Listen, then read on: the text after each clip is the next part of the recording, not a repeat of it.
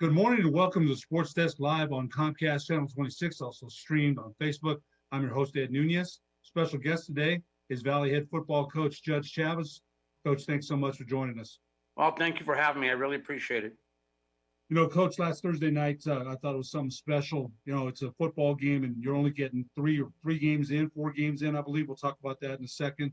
Valley defeats Highland 8-0 at Milne Stadium. And, for me, sports had been dormant for a year because of the pandemic. And just walking into Milne Stadium, I wasn't sure there was going to be fans allowed. And there was. It's about 25% capacity out there. And I'll tell you, Coach, every time I walk up those Milne stairs, I'm thinking, who in the heck built this stadium, man? Those steps are so deep, are so steep. But, Coach, I thought you and I've talked to you several times since August, and it's been a yo-yo season, a yo-yo emotions. Talk a little bit about what it meant just to get out there and have the kids hit somebody else and play a game and winning. Talk a little bit about that.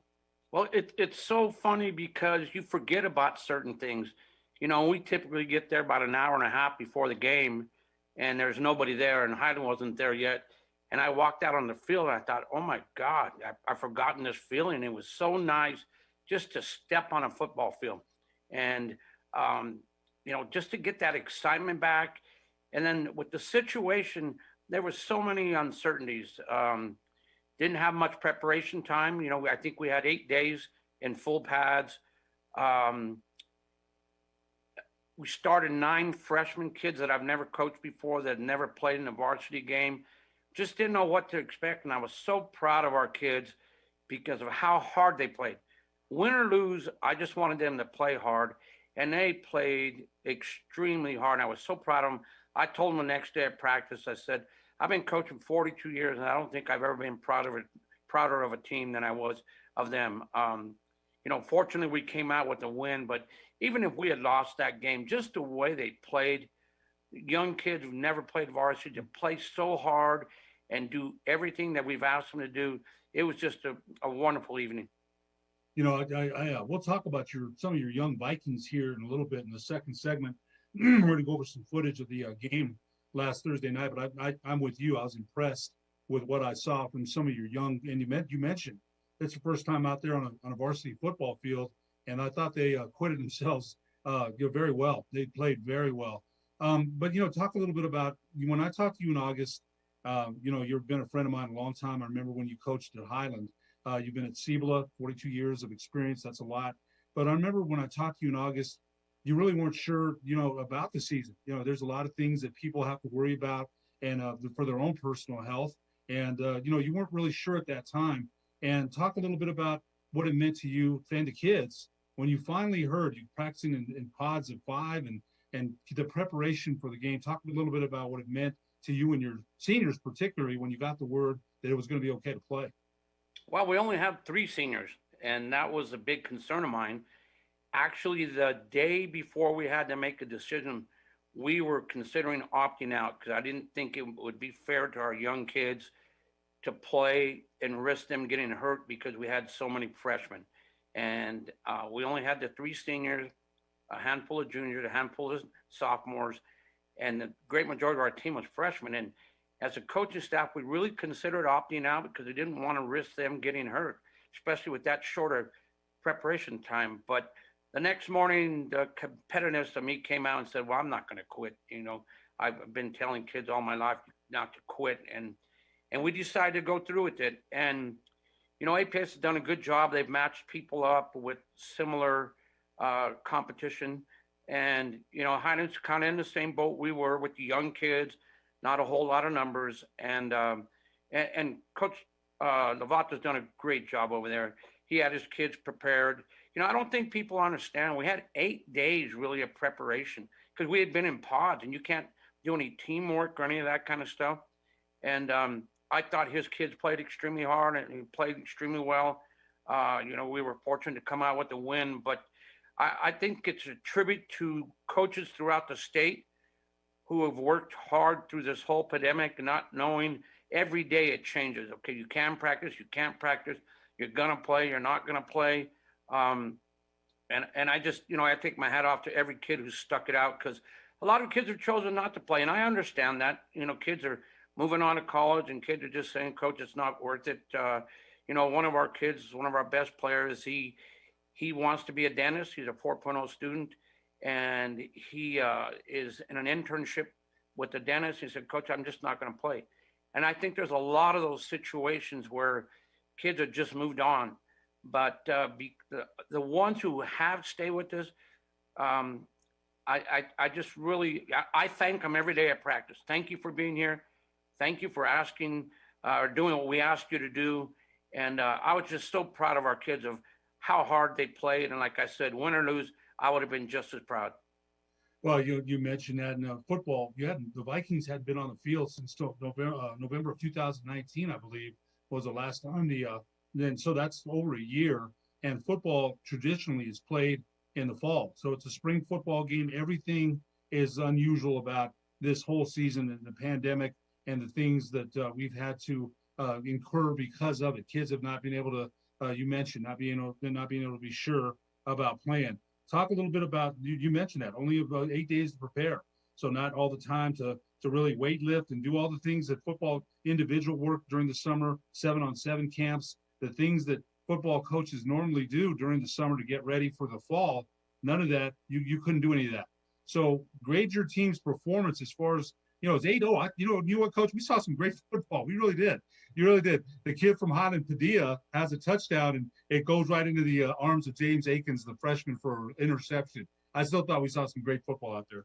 Well, it was crazy because it was the opposite side of the field, and I heard the Highland crowd going nuts. I thought they had scored a touchdown. Then all of a sudden, they said it was our ball. It was a great play by a freshman.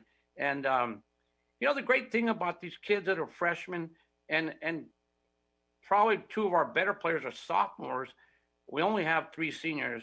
They're being coached by a varsity staff. Not that I take anything away from a freshman staff, but they're being coached by a varsity staff, guys who've got a lot of experience. So they've gotten a jump on their careers where normally if they had a playing on a freshman team, it'd be a whole different situation. And they're forced to play at a varsity level. And they've stepped up to everything we've asked, and it's been really nice because a lot of times seniors will be a little bit naughty and talk back and not right. They get a little cocky. These freshmen they're just so good because they're scared to death of varsity coaches and they do everything we ask. And we were at practice this morning and I was telling our coaches everything's so fun. It's nice, and of course, being away from the game for a year and a half, I think everybody, coaches, officials, I got a lot of friends that are officials, and they're excited about being back at it. Of course, the players, it's just been so nice to be back playing football.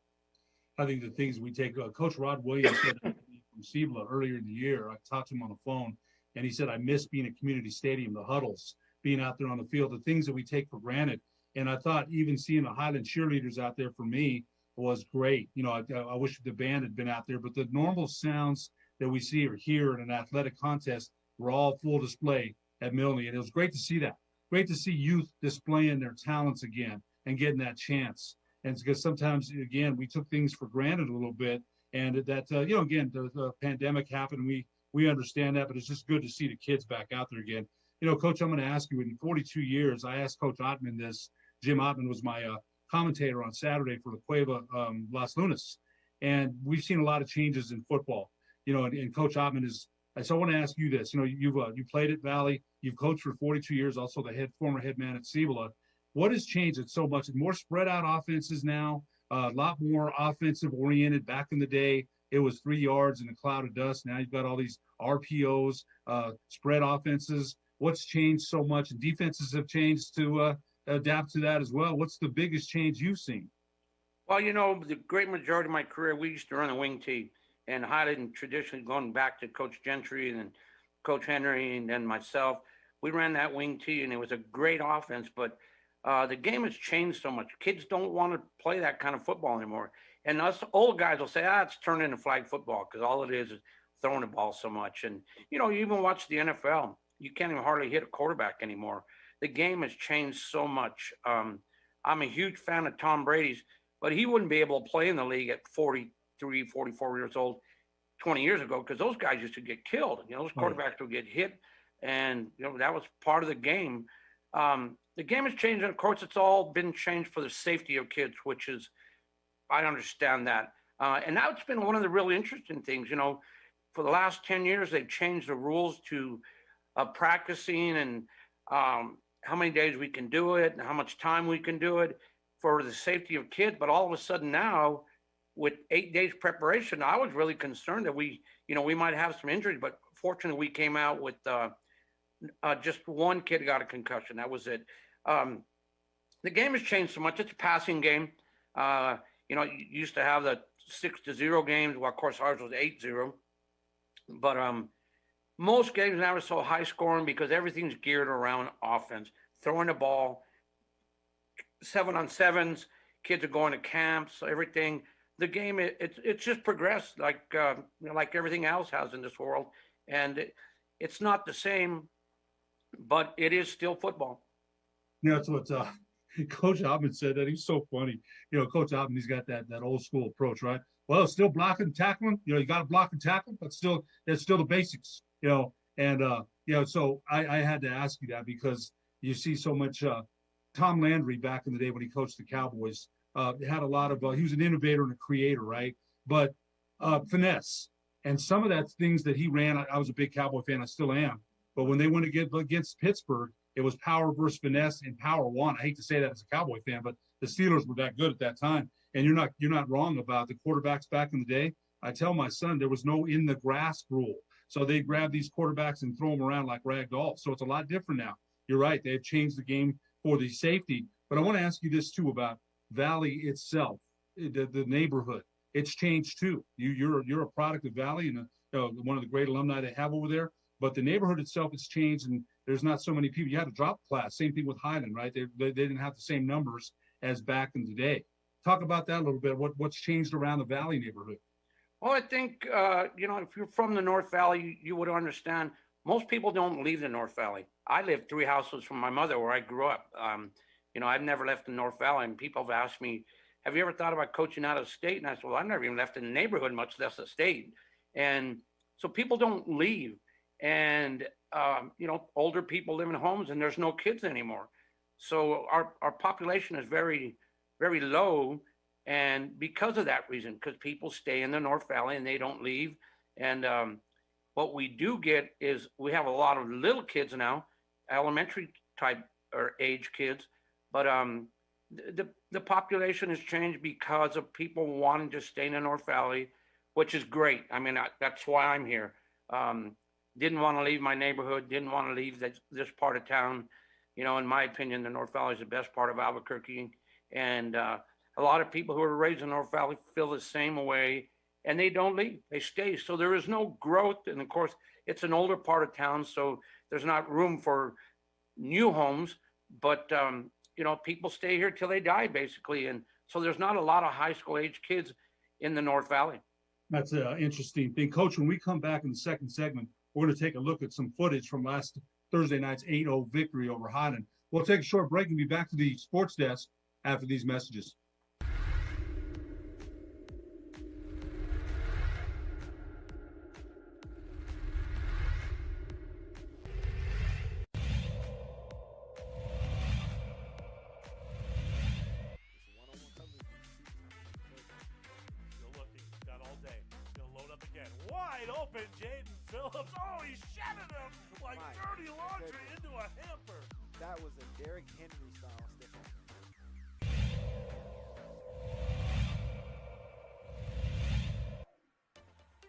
There's Winnikoff.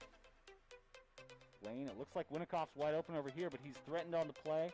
That was Jaden Brown, and he's going to have to just chuck this one up, and that's a touchdown! Wow! I can't believe he was in position for that play.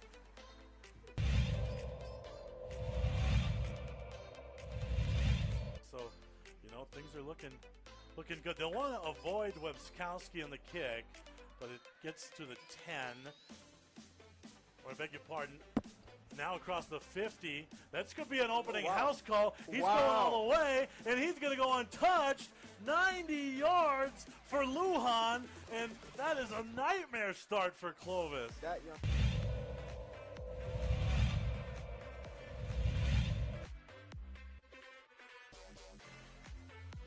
Nice serve by Moore. Wow. Outstanding work. The middle blocker, Haley Areola.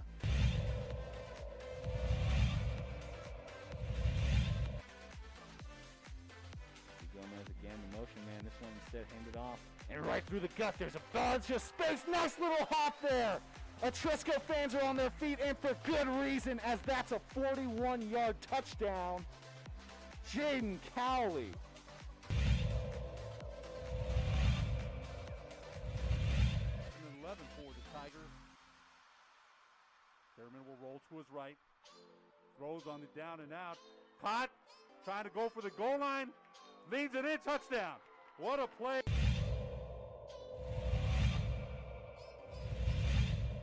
Jaguars, the snap handed off to Cowley. The big man sweeps aside one, cutting back inside. He turns around the other direction. He's heading this way, and he's got to just beat one more, and he does. Touchdown.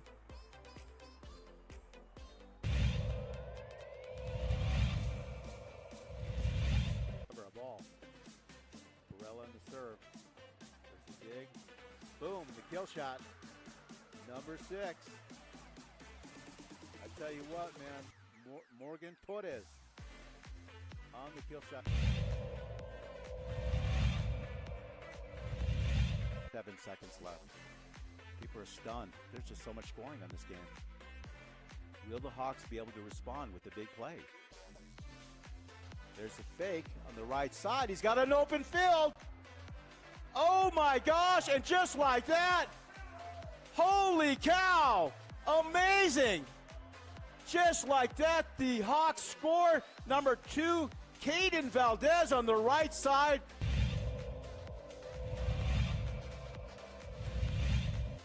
Remember on the punter. They'll pop this up. The man to receive it is also wearing number 3, Isaiah Garcia. He does catch it off the hop. Nice move by him. He's got some room out there on the right-hand side. He's got to get around his opposite number. He does. Gets one block in. He gets around the last guy. Can he get in? And there's the first points for the Monzano Monarchs. Isaiah Garcia all the way here from his own 45.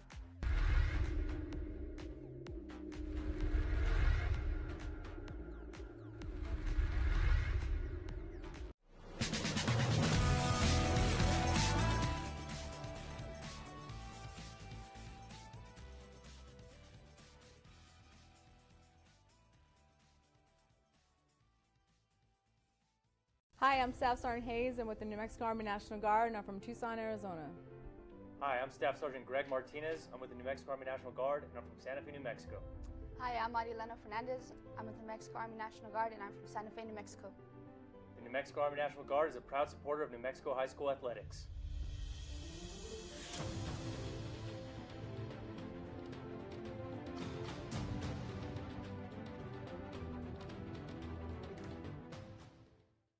Car Crafters, proud supporter of ProView Sports Network. Are you sure we're supposed to be doing this? Don't worry, I've watched him do it 1,000 times. Come on, what's the worst that can happen? No!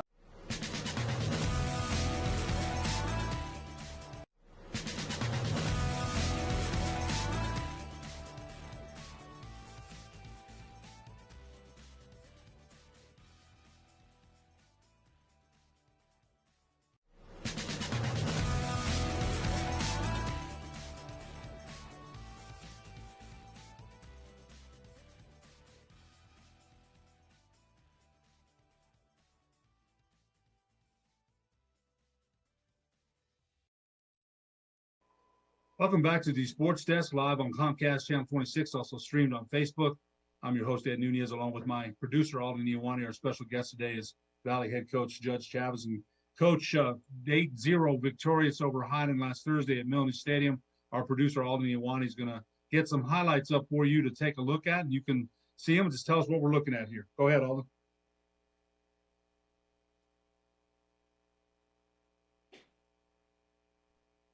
That's the touchdown by Torres there. The only touchdown of the game by Gabriel Torres. Can you see him, Coach? I can't see him. Okay, I'll describe what we're seeing here. That's the one by Padilla, the touchdown that the interception by James Akins, the freshman. Big turnover there. Because if Highland scores there, you mentioned, Coach, you thought they might go in for the score. Well, like I said, the crowd was cheering like crazy to the Highland side. I thought they had scored a touchdown. All of a sudden, we had the ball, and I said, "Oh my God, that was amazing plays." So that was the safety, safety Lopez, the quarterback for Highland, tackled out of the end zone. And Coach, I'll tell you, we mentioned some of the young Vikings. Now I want to talk about some of them. James Akins, the freshman, number 2. Ricky Henderson, change of pace back, the sophomore. Caden Hohola, who was our player of the game, the sophomore running back. Charles Lopez Burton, the freshman, the cornerback and defensive end. Gabriel Torres is a junior, but I thought he did a good job at quarterback. And on defense, Lorenzo Romero and Ian Torres both played very well for you. But talk a little bit about the young Vikings, because I think that has to give you a surge. Think about it. You just said this in the first segment. You're thinking of opting out. And then when you see the way these kids played for their first game and mistakes were made, talk a little bit about the young Vikings. Well, I haven't coached freshmen in 30 years. And I started jumping on them like crazy and first started practicing. And because I expected them to do things like a junior or a senior would. And my coach said, "Judge, you got to calm down, man. Take it easy on them."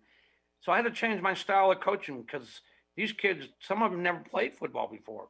And again, the ones that are freshmen, it's first time high school for them. And all of a sudden they're thrown into a varsity game. That's why I'm so proud of them, because they've done everything we've asked. They've worked hard. They show up every day. And it's been a great experience for them. And it's really going to help us in the future because they've already got some experience at playing at that level. And typically they wouldn't have. They would have been playing a freshman schedule. And because of the whole situation, they've all become very good football players really soon. So it's been nice. It's been a lot of fun. And like I said, they're kind of goofy because they're 14, 15 years old. And I'm not accustomed coaching kids that age. Typically we have the older kids. And it's been a lot of fun. They've been working hard. They do everything we ask. And hopefully we'll get another win this weekend. Coach, one of the players I want to talk about is, and I asked you about this, was, the other players obviously played very well, was Charles Lopez Burton, because normally when you have a kid that plays wide receiver and if he plays on the other side, he plays cornerback, but he played defensive end. And I thought he did a great job of holding the point. He really did. I thought he played it. Talk a little bit about him, because that's unusual to have a two-way player play wide receiver and then play defensive end. I mean, he's got to be pretty stout and strong to hold a point. And that's kind of telling me that freshmen these days are a little bit bigger than freshmen used to be back in the day, 10 years ago. Well, his brother played for us a couple of years ago when we got into the playoffs, and he was a heck of a ball player. It's a great family. The mother went to Valley. The father played at UNM. His older brother was, a great student, great player. His sister was a really good athlete for us. She's a great student, and Charlie's a great student. But I just kind of assumed he'd be a lineman, and then we came out. He says, "No, Coach, I'm a skilled guy," and he runs real well. He catches the ball. He's a great athlete. He's a basketball player, but yet he wanted to get down in the trenches defensively, and he's as physical as you can get as a freshman.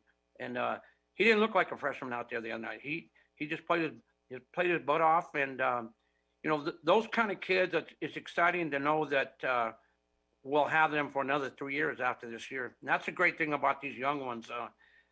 They were forced to play at an early age, and they're getting some really good experience, and we're going to have them for another 3 years. Coach, I think in a way, again, I've known you for a long, long time, and I think that's got to rejuvenate you a little bit, because when we talked in August, it was uncertainty, right? You weren't sure. We're going to talk about this pandemic here in a minute, because you did get it, and so did Dave Montoya, the head coach at St. Pius. And we want to mention it is real. But when I talked to you in August, it was kind of uncertainty. We weren't sure if we're going to play. You weren't really sure, right? And at that time, you weren't sure if you really wanted to because of the uncertainty around this whole thing. But then, again, last Thursday, seeing the way those young Vikings played, it's like, man, right? Puts a smile on everyone's face. The freshmen the young players you had performed much better than you could have expected. Well, I really took this whole thing very serious. My mother's 96 years old, and I see her pretty much every night. And I didn't want to catch this thing and take it to her. You know, most people at that age wouldn't survive it. Fortunately, she never got it. So we took it very serious. And I really, to tell you the truth, didn't think we should play. And I just thought we're taking too many risks. But, you know, we made the choice to play. And, you know, thank God we haven't had anybody infected with it. And, you know, we had a great time the other night. We got 2 more weeks, and looks like everybody's going to be safe. Of course, we saw what happened with Cibola and Sandia, their game getting canceled because Cibola had somebody positive. But I think people still need to be aware this is not a joke. You know, and at times people would say, oh, it's a joke. It's like the flu. Everybody's going to get it. It's no big deal. But it is not a joke. People get it, and people die from it. And we've had over 500,000 people die in this country from it. So I think it's a message that needs to be sent out that this is not a joke. We need to be serious about this. I think it's a great message because you see things kind of turning around a little bit, but I think we still have to be careful and cautious. And you're somebody that you mentioned you came down with it. It wasn't a bad case, but it was bad enough to make you know it's real. And I've heard other people talk about it as well. Coach Montoya at St. Pius had a pretty good case. So yeah, you're right, and it's a great message, and I appreciate you talking about that. We got about 2 minutes, Coach. Talk about your Friday's opponent, Del Norte, and what do you have to do to get prepared to beat the Knights?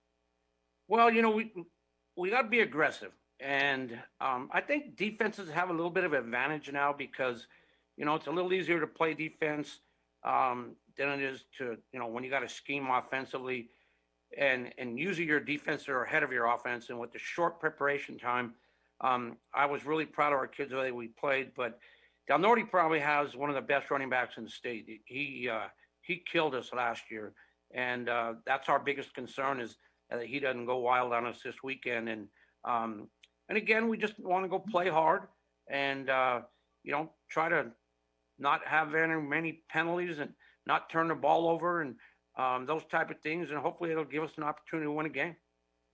Now you mentioned the preparation time. Again, Del Norte always seems to have a great running back. They always have that one back that's really good.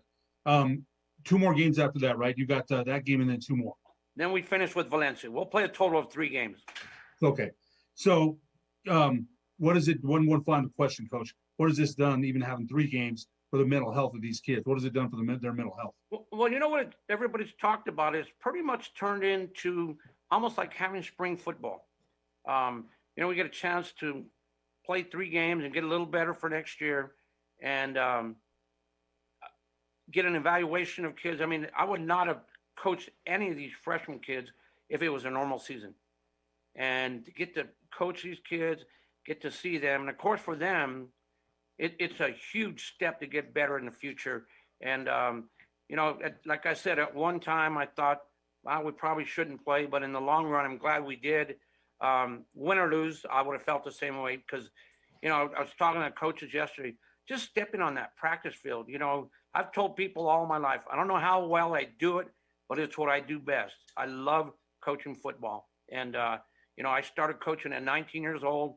I've been doing it 42 years. And it's just great to be out there again and be around kids. You know, I'm looking forward to when kids get back into school because that, you know, I did not want to get into education to teach PE on a computer. I want to be around kids, and I miss the kids, and being around the kids with football has been great. Just them in the locker room and just walking by, see you, coach, see you tomorrow, coach, thank you, coach, all that kind of stuff. It's been great to be back, and I'm sure they're excited about being back, you know, and across the whole state, win or lose. Kids are just excited about playing football again. Coaches are excited about coaching football. So it's been a blessing. It really has. Coach Judge Chavez, Valley High School football coach, thanks so much for being our guest this morning. We wish you the best of luck against Del Norte this weekend. Well, thank you for having me anytime. I love being on here. You bet. For producer Alden Niawani, I'm Ed Nunez. We'll see you next week on the Sports Desk.